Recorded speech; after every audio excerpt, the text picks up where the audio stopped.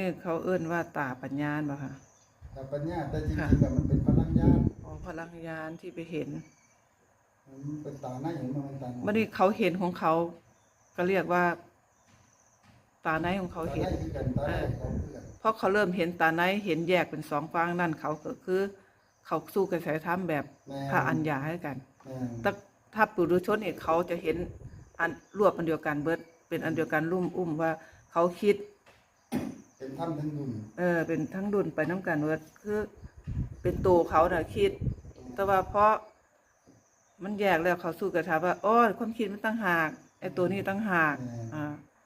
นั่นแหละอันนี้คือต้องมาแยกกายจิตออกจากกันก่อน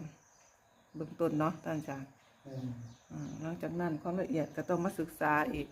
ที่ตรงนี้มันต้องเป็นประสบการณ์ล้วนๆคือไปบอกว่าได้ค่ะ